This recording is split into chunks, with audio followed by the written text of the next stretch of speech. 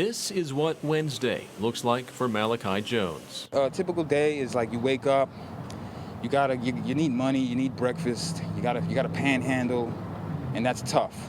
He's been homeless about 4 years. And that's tough in the city because these people don't like that. I know, I can see it in their faces in the morning. There's many like him. Encampments can be found all around the city of Charleston. If you're homeless, you gotta do what you gotta do. You gotta live where you gotta live. Still, it's trespassing. The city is cracking down. Encampments behind the Kanawha City Auto Zone and under the Virginia Street Bridge have been given 14 days to be cleared. We're always there trying to offer help to get the people off the streets so that they're not having to live in these outdoor living situations. If an encampment has been there between 7 and 30 days, they have 2 days to leave. If they've been there longer than that, 14 days. That's the situation behind AutoZone. Store manager Matthew Roach says people have been stealing trash out of his dumpster. It makes people uncomfortable. It makes me uncomfortable when I look out and I see, because we've found needles, drug paraphernalia out in front of the store. Once cleared, the city's CARE program will step in to offer help. And our goal there is to connect those folks to housing services and wraparound services so that they can sustain their housing and also a better way of life. If they refuse, they'll continue to be displaced. Jones says he's heard of CARE, but hasn't been connected to a program. I never really kept up with the communications with him, so that just kind of fell flat. Yeah, there's only so much we can do. We can't force people to take help if they don't want it. Combating homelessness is a struggle for the city and the homeless population alike. I don't really want them not to be anywhere. I want them to have a safe place to go, but it's not safe for my customers or them being behind, the fence back there in tents. What's it going to take for you to get to that next step? Do you think where you can have some stability?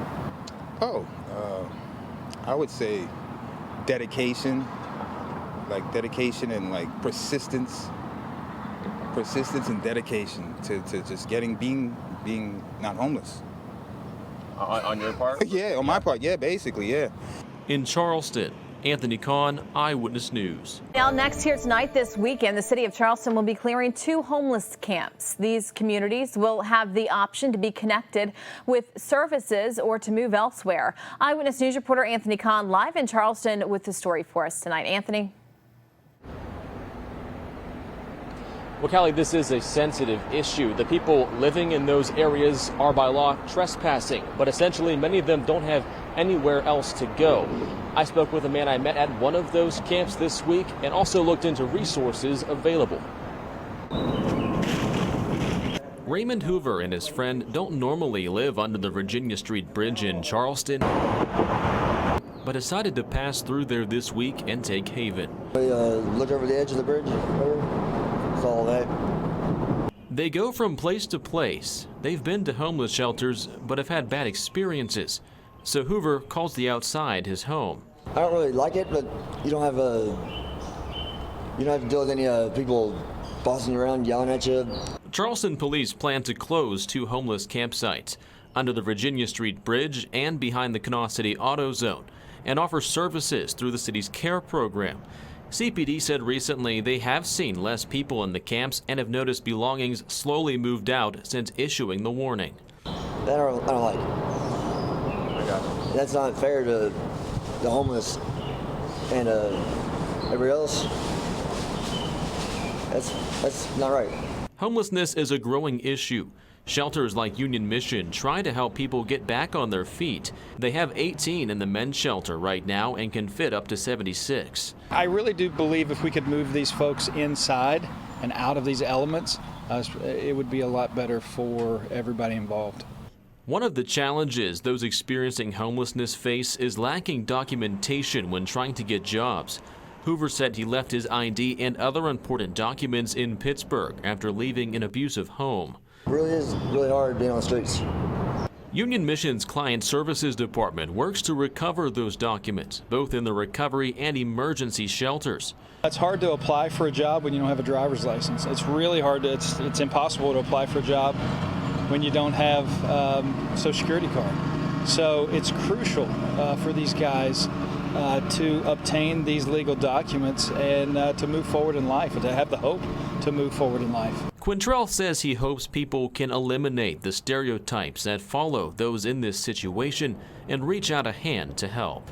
Not everybody's out there because they're, addicted to something, or there's just a bad situation that they're going through, and I think we need to be able to lift them up. And the city of Charleston told me today that workers with the city's care program have been out to those two sites and have offered services to those who have accepted the help that the city has been offering. Those two campsites are expected and ordered to be clear by tomorrow. Live in Charleston, Anthony Kahn, Eyewitness News. Callie, the number that Governor Jim Justice referenced yesterday did not include homelessness during the pandemic. Our data here from the National Alliance to End Homelessness only has data going up to 2020 pre-pandemic. It actually ends before the pandemic began. As we see, the numbers have trended downward, but it makes a difference when you look at sheltered versus unsheltered. We see that sheltered homelessness has gone down by 50%, but if we go to unsheltered, it has actually gone up. And I spoke to locals today to get first-hand accounts of the difficulties people have getting out of these hard times. Crystal Basajan has been homeless on and off for 2 years. I've had to break the law to do what I had to do to survive myself. I have no family. Everybody out here has no family, so the people we have are family. She's been to several homeless shelters. She's now been on the waiting list for housing for 7 weeks. In the meantime, she's everywhere. I've slept under bridges. I've slept in tents. I've slept, you know what I mean? I've slept here. I've slept by the riverbank. I've slept anywhere and everywhere I possibly could. There are many like her. The city cracking down on homeless camps, closing 2 in July and hoping the CARE program can give them the resources they need. This problem has been going on for decades. It was happening 2.5 years ago when we got here, for sure. We can't stop working on this issue, and we won't stop working. Governor Jim Justice calling out Charleston and Mayor Amy Goodwin for what appears to be more homeless people in the city. Why are we having to walk down the streets and see tragedy all over the place with people, homeless people, sitting on the sidewalks and whatever, all over the place? $57 million that she's sitting on. Why in the world doesn't she clean up her own town? Basajan says they have nowhere to go. Making us more visible to the public also makes the public think that we're bad people, or that we're monsters, or that we're trying to just barter people, and we're really not. We're people like you. We're trying to survive. Tracy Strickland with the Kanawha Valley Collective says noticing more people on the streets doesn't necessarily mean there's more of them. They've just been pushed out into the open. So it's not always that the numbers are larger. Sometimes it's just that people are more visible, and part of that is just because people don't have places to go. Across 55 counties, there are 11 emergency shelters in West Virginia. Strickland says that's a reason people have come to the capital city. What we do see is people coming here from other parts of the state. If you are experiencing homelessness in Boone County, West Virginia, and you need emergency shelter, there is not an emergency shelter in Boone County. Anything helps. It really does. Just a nice high helps. I mean, something like that can change somebody's day. And to recap, the homeless numbers pre-pandemic, the unsheltered went up.